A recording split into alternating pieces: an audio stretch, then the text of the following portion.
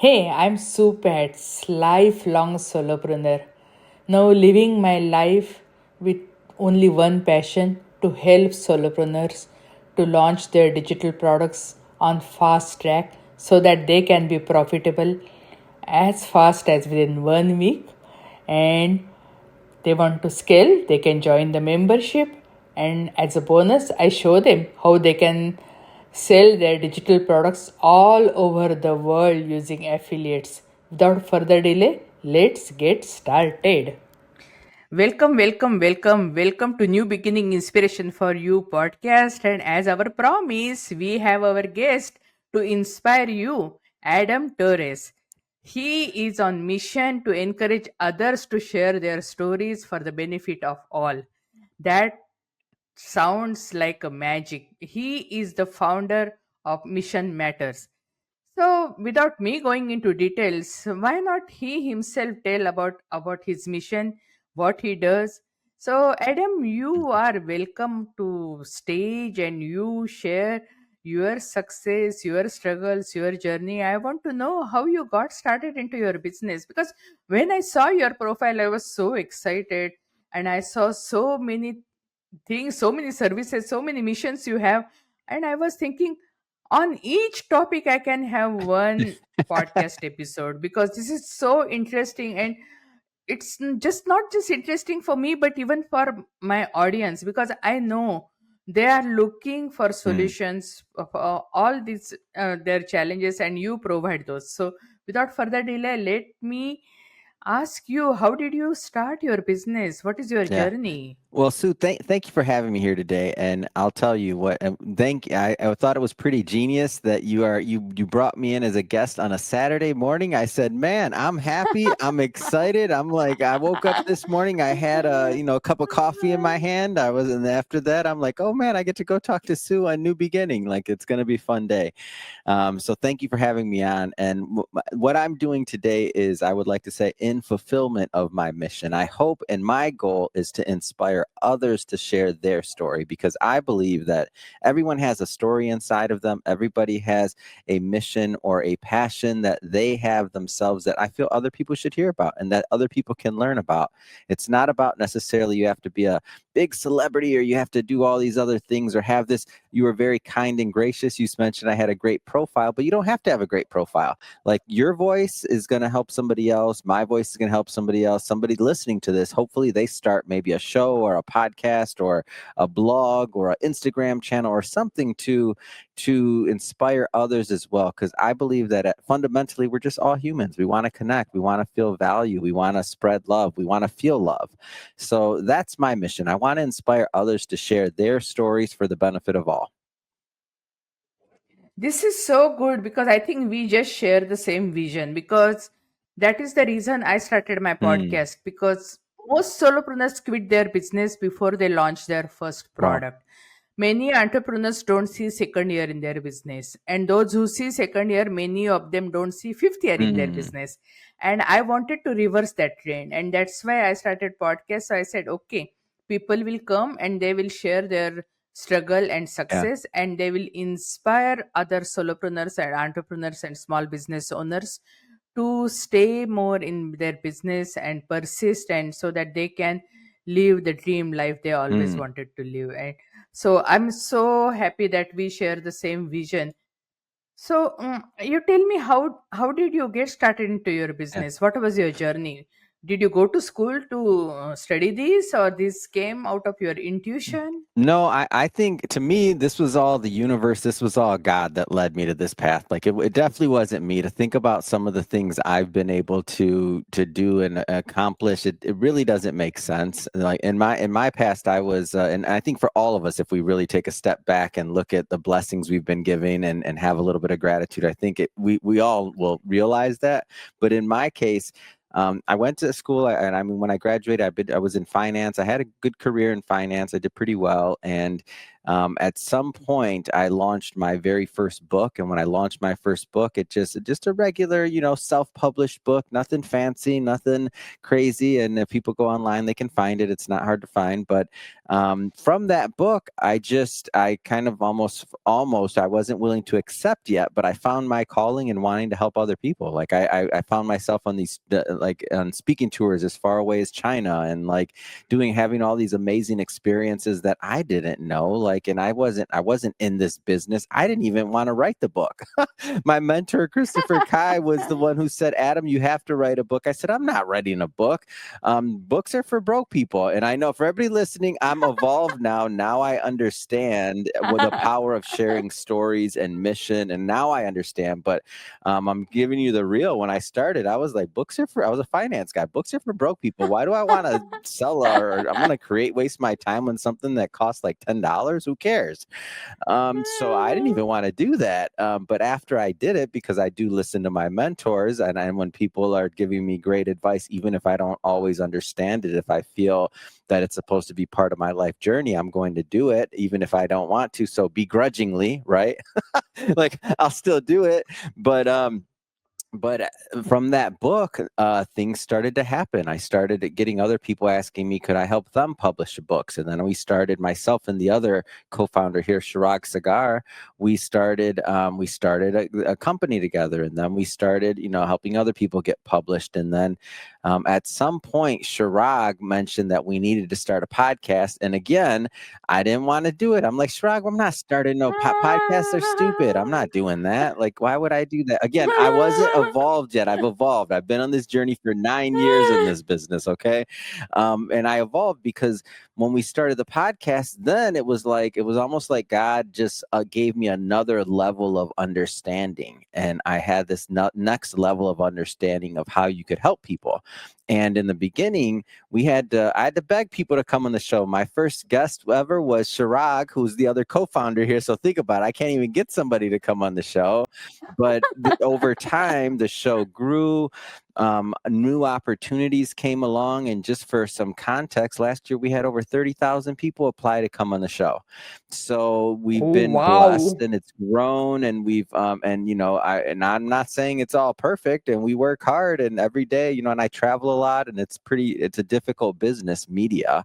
And I'm full time, and I've been full time now for many years, but that all of this stuff is just, it's kind of unbelievable. And it really is a privilege to be able to help other people share their stories.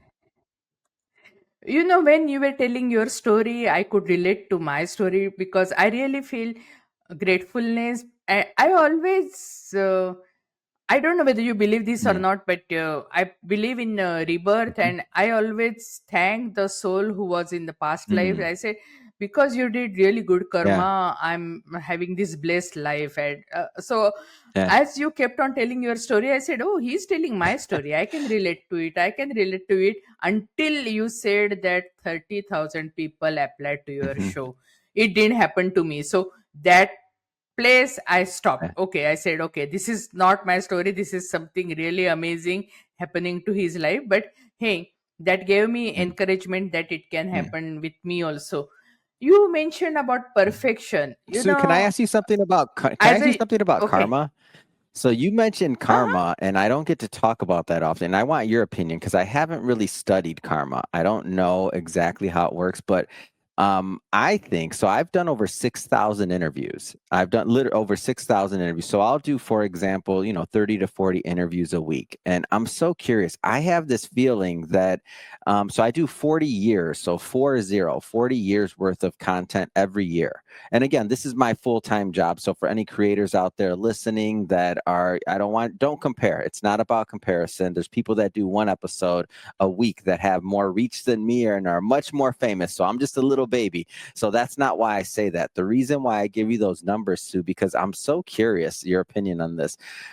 Karma, I feel that every time I'm doing an interview, like even with what we're creating today, like we're doing it out of love, we're doing it out of joy, we're doing it to pay it forward. There's no like bad intentions here. So I feel like we're putting out a great and wonderful karma into the universe for us. Do you feel that way? See, karma, according to me, see, I studied many religions. Yeah. So when I say karma, it is coming from Sanatan Dharma. But when I studied Mm, Christianity, it also had the same thing but different name.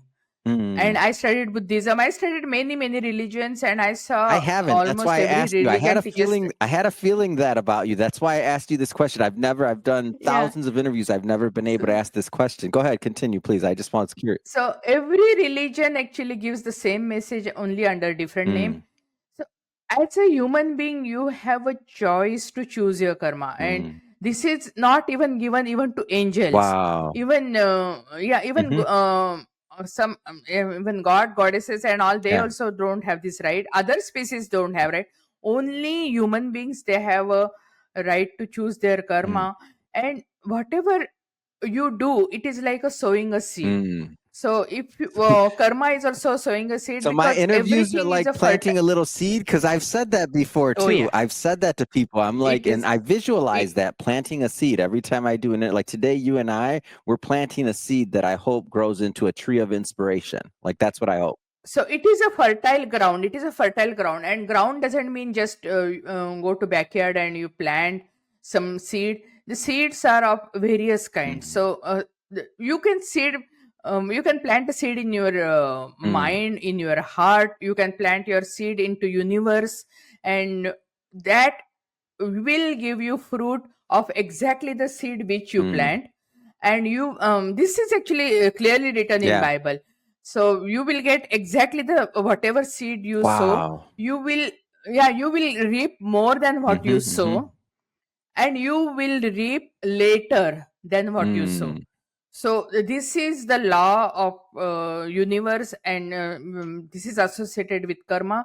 And according to me, see, God is the biggest yeah. giver. So whatever you are giving back to universe or other human Mm-hmm. being, everything is going into your account, because God doesn't need Yeah. anything. God is just a Of giver. course. He's not expecting anything from you. So but if you give something to the universe or other human Mm, being, everything is going into your account, and you are going to reap the mm, reward. So if you have any chance to create a good karma, don't mm, miss it, because it is going into your account. And it is not, see, the best way of serving yourself mm, and your fellow man is being selfless. And mm, being selfless is the highest way of mm, selfishness, because you think, okay, I'm being selfless, I'm doing so much good for other people. It is coming back to mm-hmm. you. You are serving Yeah. yourself. And so wherever, even small places where if you have a chance of creating good karma, don't Yeah. miss it, because it is going into your bank account. It is going into your bank account. And let me tell you one thing: everyone is blessed with abundant Mm-hmm, blessings, mm-hmm. okay? But your life is like, it is like a bank locker. Yeah. You put your treasure into bank. So you go to withdraw the treasure from your bank. The banker's key is needed, and your key is needed. Mm, No, for key for your life, there is a banker's key, that is the karma, or all the blessings which are already given abundantly to mm, everyone. But how to unlock those blessings into your life? For that, you need the key of karma, mm-hmm. because there might be lots of blessings, but if your karma is bad, then you may not be able to retrieve that treasure which is already in your locker. Mm, So that you can retrieve only because of your actions. yeah. So you are doing a really great work. Keep on doing the great work. And This I is want fun, to and mention, you thank you for mentioned. sharing that, by the way, Sue. I really appreciate it because it's helpful for me in my learning and teaching. This is one of my favorite things, and I'm excited to plant a seed with you today. So thank you. Yeah, and you mentioned about the Yeah. perfection. So as far as you are living human being, you are never going to be Mm-hmm. perfect. But as far as you are better today than yesterday, it is a great Mm-hmm. journey. And I can relate to you, because I never wanted to start a podcast, because Hold on, this is yeah, the I so never. whoever's listening to this, they're saying this is strange. There's two podcasters up there who are doing podcasts that are talking about how they never wanted to start a podcast. But this is also means I got a feedback from somebody, because I had a bonus life. I was bedridden. I recovered and I got a Mm, bonus life. And mm, I just wanted to serve solopreneurs. So mm. I started blogging because I thought that is the best way I can serve solopreneurs. I will give free Yeah. resources. My blog started getting lots of traction, Mm. and people started saying, "We love your blogs. We don't have time to read the blogs. Why don't you start YouTube channel? Why don't you start podcast?" And that was the last thing on my agenda. I never Wow. had those things on my radar, but I started podcast in one day just because I said, okay, if my audience is asking me, I will do Hmm. that. That's the only thing. And now here people say, oh, launch your podcast in 6 weeks, 6 months, and all. I had no idea. I just launched in one day and I started doing it, and I never Yeah. stopped ever since. I haven't done shows like you. I just publish only one per Yeah. day, not more than that. So, but still means, just because I put my eyes on my Yeah. audience and I said, okay, as far as I can add value to Yeah. their life, I will do it. And then I didn't have to think about myself, Hmm. my accent, and with, because that was my thing. English was my third language. I Wow. was not Hmm. sure whether people will understand me what I'm Mm. talking. So I came a long way. Jesus, Like so your you first, say, even I'm you said evolved. Even I'm you evolved said like that you. you did your first podcast or launched your first podcast in one day. I launched my first podcast in 10 minutes. I didn't even know what it was. I didn't Oh, even know what it right. was. This All is right.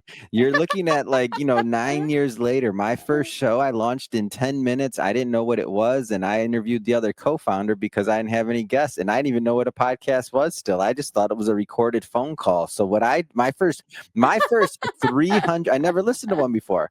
My first 300 episodes, 300, were all recorded on my phone with zero editing and just uploaded straight to the podcast platform that I used at that time.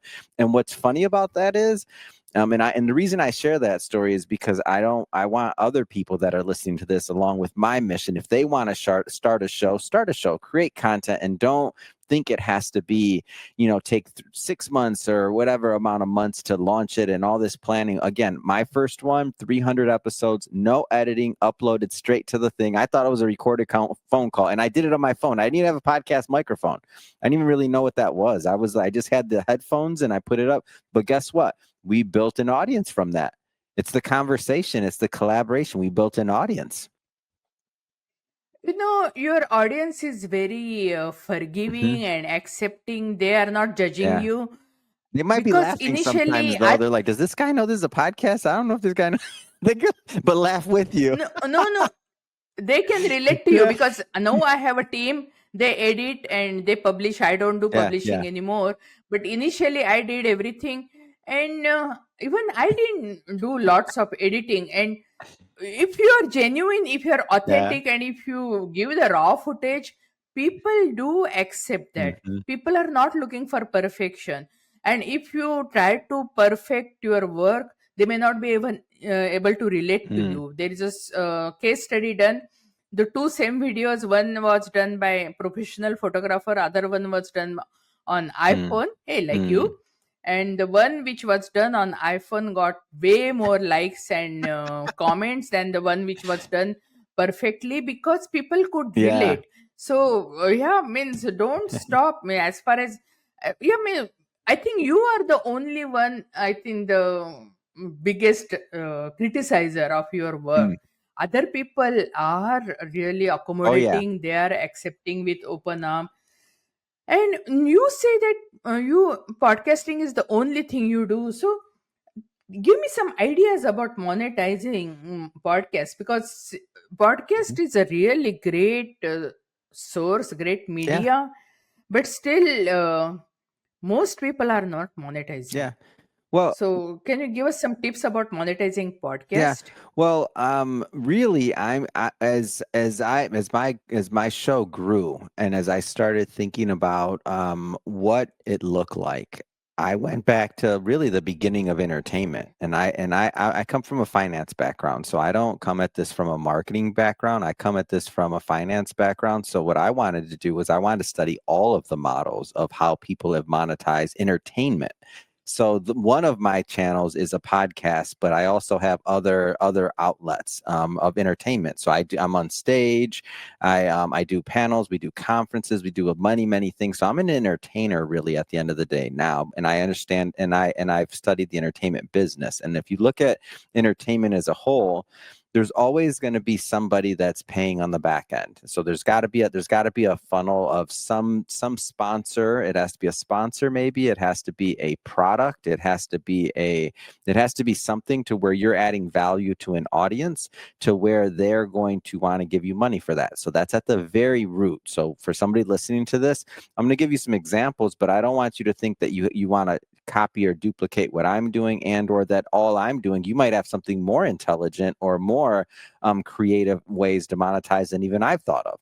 But I just want to give you some perspective. So I look at it as entertainment. So if you want to be in the entertainment business, you have to find out how to add value. You can sell tickets for live events. That's one thing we do. Live events. I podcast live, and we fill up big old auditoriums, and people pay money to go. That's one way. Tickets. Conferences. You can do panels. You can do other things like that. That's another way to go. Another way to go is hiring yourself out as talent. Like, I'm not necessarily a great MC unless you have a paycheck for me and you're listening to this and you're like, that would be a great MC. Then I'm a great MC. No, but you need an MC at events. You need somebody that's going to be the master of ceremonies. You need somebody that's going to also be doing, maybe if it's a bigger conference, the interviews on stage. So I do that. So I'm for hire to do events and to do large conferences. So I would do pretty well there. And I travel. I book. This year so far I have over 50 conferences booked for this year alone, and we're in Wow. March. So that being said, I travel quite a bit. So that's this is the lifestyle of somebody in the entertainment business. I also have our entire company. It's a media company. So on the back end, we do have products. So we publish books for other people. So we've published over 400 authors.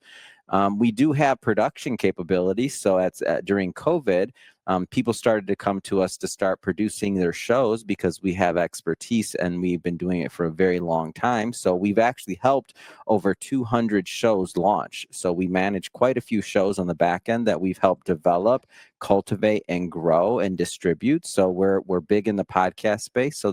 But that's after 9 years. So you don't want to think about, if you're listening to that, like, oh yeah, you can monetize because you have a company or because you have this or you have employees. We didn't in the beginning. So that's not true. In the beginning, all we had was this little podcast, and little by little, even publishing books for other people. Remember what I said at the beginning of this conversation? We didn't want to publish books. I didn't even want to publish my own book, but we had an expertise in it. We'd done it. We were successful. And so other people started coming to us and saying, can you help us publish our book? So we listened and we said, oh, that's a great way to monetize. Let's do that. So then we started helping other people publish books. We do a lot in the PR space. We didn't do that in the beginning, but when we started doing guarantee PR and doing all those things. Why? Because we're in the media business. We have contacts, we have connections that we've developed over the last 9 years. So we're able to do PR because we're also part of the media and we understand that business. But that was a growth process over 9 years. If you're out there listening and you're thinking about, I want to give you something very tangible. If you're out there listening and you're like, but I haven't made one penny on my podcast, what do? I've done 5 episodes and I don't have any downloads. Well, I don't laugh at that, Sue. You can do it. What you do is you go to your local chamber of commerce, you go to your friends, you go to small business owners, and you try to get an episode sponsored, and you do it for $50, whatever. Small amounts of money. Small amounts of money can turn large over time, because what most people don't understand is your buddy who might be a business owner doesn't care about $50. He's okay with sponsoring you, even though he understands that you don't have a lot of reach and you're just starting out. But he might want his logo on your graphics, and he might want that post to be tagged on social media with that post. What people don't understand is that is a function right there. If you have a social media manager, and let's just say, the show aside, forget the show. Let's say you're just paying somebody as a social media agency because you want content created for your business. They're going to charge you more than $50 a post. Like, that takes time, that takes strategy, that takes infrastructure. So even just the process of doing an episode and putting it out there is work, and people will value that work, and they will give you small amounts in the beginning when your show is smaller. And guess what? Those same people year over year they'll be happy to see your success. They'll be like, I remember when you were first starting out and you were on episode number 3 and we sponsored that episode for $50. Look at you now, you're at episode 100. And then guess what you have? That's a list of advertisers. That's your first advertiser. So now maybe year 2, this might sound like small money, but it's not. You're adding value. Year 2, it might go from $50 to $100 for an episode to sponsor. That's money. That's getting paid for your craft. That don't disrespect that, because over time, as that show grows, maybe it's going to be one day when you actually have the numbers for downloads, maybe it's going to be 1,000 an episode. Now you're talking real money. But that takes maybe years to accomplish. But in the beginning, we were selling an episode for $50. You want to sponsor the episode? $50. Asking my buddies, asking all kinds of people, and guess what? That's how we built our list of supporters and advertisers and people that wanted to see the show do well. And what was my sales pitch in the beginning? I'll give you my sales pitch. You ready, Sue? Hey, Sue, you have a small business, right? You own this XYZ business. Well, I just started a podcast and I'm looking for sponsors, and you're my friends. Give me $50. You're going to sponsor an episode. You're not going to sponsor an episode? Really, Sue? Come on, stop being cheap. Give me $50. You don't have $50? Come on, man. Help me, support me. All right, because I have a $49 admin fee to come on my podcast. So I think I can relate to you over there too, because and that works yeah, over time. Those small amounts, one day maybe that, and like, so for example, maybe your staff is this big now. Now think about, as the show gets bigger and now maybe you have 10 times the staff, then guess what? That justifies a larger amount for the admin fee, because now you have more employees. We have over 30 now. We're a small company still for media. That's nothing. That's a little baby company for a media company. So I'm not trying to make that sound big. But that being said, we have to charge more than when we had 2 employees. oh yeah, yeah. But it's not like iHeartRadio. iHeartRadio has over 4,000 employees, right? So there's levels, but the message I want people to have is don't be intimidated. Like operate at your level, keep on working on your craft, try to get some value. Maybe your friend doesn't have $50. Give me 25, Sue. I'm trying to grow Yeah. this thing. Support me. I want to support. I want to help you. You're going to love the graphics. You're going to love what we do on LinkedIn for you. You're going to love it. Give me $25. Yeah, that is really amazing. And I remember what you said, that you are in entertainment business, and I had many Mm-hmm. businesses. I had a placement for my place people for job. I have computer Mm. consulting, and I was also into network marketing. And I remember my mentor, he was teaching once in the session, that he said, you think you don't have to entertain, but your competition is prime time Yep. TV. So why would prospect come and listen to you? Why would they leave primetime TV and come and listen to Mm. you? So you have to entertain. It is not like that you are just Mm. providing value and giving important information and all.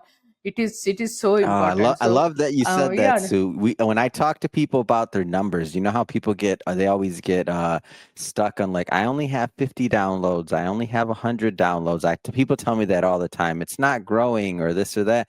And I'm like, this isn't like Instagram, where if somebody likes your photo, it took a millisecond. It took not even a second to hit that like. They didn't even maybe read it. They just looked for a second and liked it.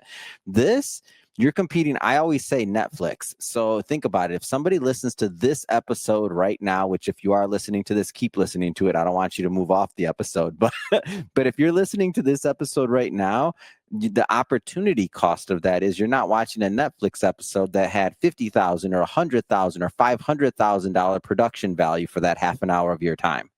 So it's a blessing if 20 people are listening to your show, if 50 people are listening to your show. It doesn't matter. Like, it's like if you were standing in front of 100 people right now, doing a keynote speech, would you be like excited? Probably. Well, that's the same thing as doing 100 people downloading your episode. It's the same exact thing, because you have their attention for that amount of time. So that's such a blessing. I love that you said that, by the way. So I've never heard anybody else say that, that they're competing with prime time. I usually say Netflix, but maybe that's more current day. But yeah, Yeah, yeah, because I think I was in that business quite a yeah, while back.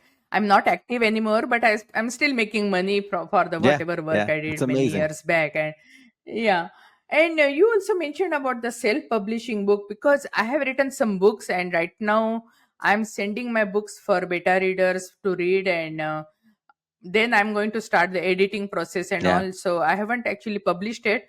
I would like to know more about the self publishing, because I'm interested. I want to publish my yeah, books. So tell me, how can I get started? What is the first step I should do? Because I right now I yeah. have only manuscript. I have one book which I made audio book, but I Mhm. have other books I have just kept as a written manuscript. I haven't converted into audio. So Yeah. tell me, no, give me step by Yeah. step. What should I do So I'll next? give you the decision making process for anybody that's writing a book. And so this is the way I like to think of it, just the publishing landscape as a whole. So you have what are called your traditional publishers like your Penguin House and things like that, like Wiley. You have your traditional publishers, and many people send them, their write-ups or their treatments because they want to get published. Now, when a company like that publishes your book, they're agreeing to do a certain amount of marketing. They're agreeing to maybe, and really they're giving you an advance. And on that advance, really they're buying your book. So most of the time, they now own that book. You own a percentage of the sales, and so they're paying you to write that book. Then there's the self-publishing side, which would be you edit, you do everything yourself, you make sure that you put it out, and you can publish on things like Amazon pretty simply, which is perfectly fine, and that's online digital publishing. Then you have what's known as a hybrid publisher, and we fall somewhere in the hybrid publishing side of things. Like we're not buying books to own them. What we're doing is we're helping people get to the some books we do have ownership in, so we do have some that we have ownership in. Some we're serving simply as the professional mechanism that gets the book edited, graphic design, distributed, all of that good stuff, uploaded to Amazon, the correct writing and things like that. Because what happens with most writers, especially if it's their first book, it's like any business. Like you have to learn the process. Do you want to? How much time do you want to spend learning the process of something that you're only going to necessarily maybe do once or once every few years? So you could spend a ton of time doing that, and it's not. And as a business owner, I tell them, hey, yeah, you're spending time and you're spending money. You're going to spend a ton of time learning how to self-publish, but how many books do you plan? When's your next book going to come out? Okay, 5 years, 3 years, 2 years, maybe never. Then why are you going to spend all of this time learning the publishing industry? Pay somebody else, pay us, pay somebody else, whatever you got to do. But you're paying one way or another. You're paying either in time or dollars, which are both, in my opinion, the same thing. So you got to kind of figure that out. So on the hybrid side, you're going to somebody that's helping people publish books. And the key there, and I guess even for myself, I'll pick on myself here. When I first was making my original decision to publish a book, I was offered, I won't say the company, but I was offered $10,000 as an advance, and they were going to own my work. Okay. So you sound like that sounds good to you. That does not sound good to me. I don't want somebody, because depending on the contract, now you have to ask them permission on using your own story. Like if I want to go do a keynote, if I'm going to get paid for that, if I'm going to do a big conference and I want to use slides from my book, I got to ask the publisher. They own that. I don't own it for 10 grand. Come on.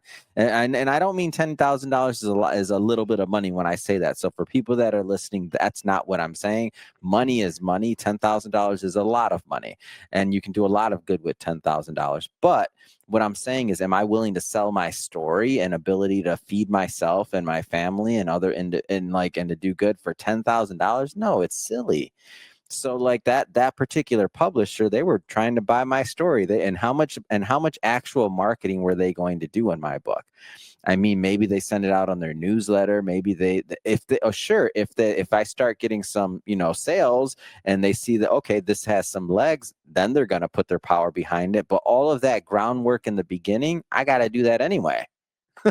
So I made the decision not to take that $10,000, and I made the decision to publish myself. And at that time, I didn't even know hybrid publishers existed. If I did know, then I would have not done it myself. I would have paid them, but I didn't even know. Remember my first book, I didn't want to write. I was told I had to write by somebody else. I said I don't even like books. It makes no sense. It's a small product. Like I didn't understand books. So I didn't even want to do it. But because I did self-publish, I did after that, I had the skills and my team had the skills to where now we were able to help other people publish because we'd been successful. But if I go back in time, and I would say this for anybody else, if you want to start a publishing company and you want to help other people publish books, then sure, self-publish and learn all the processes and spend an enormous amount of time doing that, because then you're going to be able to help other people. And that's a good business. You may want to do that. If that's not your goal, you have other products and things and that sounds like a distraction for you, hire a hybrid publisher, because it's a waste of your time. You're not going to spend all that time learning a new business if you're only going to do it once. It's almost like an example would be like you want to build a house. Okay, are you going to hire a builder to build your house, or are you going to learn everything about building that house even though you're only going to build one house? If you're going to start a company that builds houses, great, learn how to do it, get all of that done. If you're not, though, you're going to spend how much time learning how to build it? Pay a builder. I started my writing journey like couple of decades back, Mm, and I want to combine spirituality and entrepreneurship, and I want to write books on that. mm, I have already written 6 books. wow. I'm writing my seventh book. I haven't published anything yet, but I started writing long, long Mm. back, and Hold on, wait a minute. I was I just have to make sure I heard that right, Sue. You said that you've written 6 books, but you haven't published any of them yet. Did I hear that right? No. no. Hold Yes, on. So you you you have heard it 6 books absolutely on your right. computer. Yeah, and I'm writing seventh one. Seventh one will be Don't done very hold soon. that I You don't see, know. I'm Hold on. I writing. don't know if I'm using the word right, Sue, but don't hold that karma back. You need to let those books fly. They're not benefiting anybody if they're not being read. My goal is to write at least 18 books, Wow. and I have no idea. I mean, I hope I should be able to do that in this Yeah. life. And You better so, get yeah, these I ones I will need published. Hold your on. You help. better get these ones published so that you can throw a treat to the next life then, just in case, so they can Y- find your work. Yeah. So, what do you You're suggest to busy. me? Self-publishing or hybrid? What do you suggest? It depends on how fast you want it done. Like if you Okay. want it done hybrid for sure. If you I mean, in my opinion, it sounds to me like it depends, and also you have a very specific goal. So I guess I'll position this differently. You have 7 books written. You have the goal of writing 18, I think you said. Did I say that right? Yeah. Okay, so Yeah. if you take that time that you're going to take to learn how to publish those books, and if you apply that to writing more books and create the system around that, then you're going to get closer to your goal of 18. Your goal isn't to learn how to publish books. It's to write 18 and to get those out there published. Yeah, because if I start learning something new, my family is going to So really that's abandon me because I do too many I things don't do and that. my I don't do family family thinks. counseling. I only do publishing. No. Yeah, so my family thinks that I do too much of work. I don't Yeah. take any breaks. I don't rest and all. So if I start any new project, means they are totally going to abandon me. So I don't think I have bandwidth to learn any new thing as such. Yeah, so you are right. Yeah, it is better to get it published instead of Yeah. me going and And learning then you and how then to and then you can publish. take that same time that you took to write those 7 books and you can write more so that you accomplish your goal. Your goal in this case isn't to be a publisher. Your goal is to get 18 books out. So that's the goal. Absolutely right. And but no, see, my journey started long Hmm. back, and it took years. First book, it took years to write. Wow. Okay, and then afterwards means I got a flow, and it became easy Mm. because first one, of course, it takes more Yeah. time. But now I'm getting invites for webinar that Wow. write your book in one Mm. day, and I say, oh my goodness, write Do your you book know? in one day. So it clearly shows that it is AI writing the Yeah, book, yeah, not yeah, me yeah, writing yeah. the Do you book. know? Have you heard of Wayne So, Dyer? Do you listen to Wayne Dyer at all? Do you know who that person is, Wayne Dyer? mm, I He's heard, somebody I that remember maybe the he's name, but somebody to Google. The reason I say that is because what you mentioned, like your story and his story, they resonate a lot. And he was a very, very spiritual man. And his first book, quite so Erogenous Zones, took quite some time, and it became a bestseller and a lot of other things. But by the time he was, let's say, ending this particular journey, by that time he'd written a lot of books, and it was to the point to where, I mean, he was a spiritual teacher, and that's what he was, and it wasn't a particular denomination. He definitely went across and studied many religions, and I'll just like what was it, the Tao Ching. He took a year off, and this is again later in his life, and he's already retired, and he took a year off, and he just studied that, and he wrote an entire book on it. It's one that I listened to, and you just remind me of him when you're talking about exploring spirituality, and then also the quantity and output. Like in the beginning, it was obviously a different thing when he was writing the books, but over time, they just, I don't want to, I might be saying his words wrong, but he basically described it as they would just flow out of him. He was like, his job was to just be the conduit to the source, and these books would just flow out of him when he put pen to paper. It was amazing. And that was based off of him continuing to go on his journey. So even just the fact that you say that you want to do these many books and all these things, and you've done so many, like I just see those similarities. My 2 cents, I think you would enjoy his work. okay. So I think then I need your help because I have too many goals to achieve in this life, and yeah, life is running so fast. So I really need somebody's help and Me someone like too. qualified person like you. That's Yeah. awesome.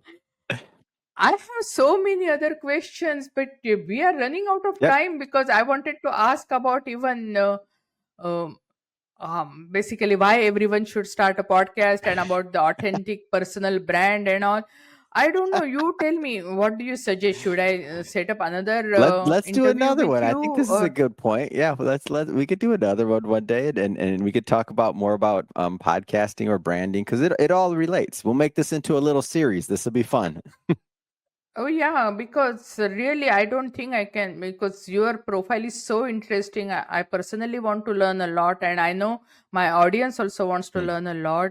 So at this point, if you want to give any parting Yeah, message, please let me know, absolutely. and we can surely set up another Yeah. episode. So Yeah. I So would say my goal is to inspire others to share their story. The best way to connect with me is on Instagram. My Instagram is Ask Adam Torres, and when you go on there, send me a DM. Say that, send me a message. Say you saw me on New Beginning, and that you're a big fan of Sue's show. I love to talk to people on Instagram, so send me some messages. And again, it's Ask Adam Torres, and then there's a link on that profile if you care to see any of our work. We have free books, we have free ebooks, we have all kinds of things there for you. So a nice a bunch of goodies that we created for everyone, free newsletters, things like that. So head on over to my Instagram, Ask Adam Torres, if you want to connect.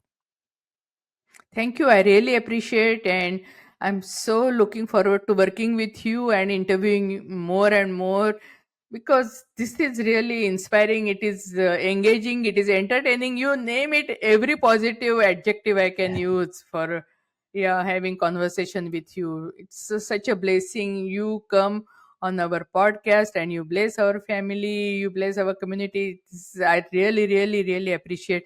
Thanks a lot. Keep up the great work and looking forward to seeing you Th- again. Thank Thank you you. so much, Sue. And you keep up the great work too. I appreciate all that amazing karma you're putting out there.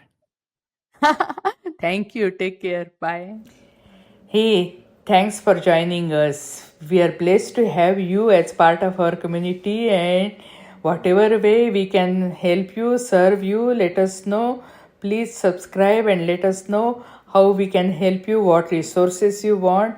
We have lots of free resources and also free collaboration joint venture groups you can join and explode your business because most solopreneurs quit their business before they launch their first products, and I don't want that to happen to you, and that's why we have special launch service where you can monetize your digitals and become profitable as fast as within 7 days.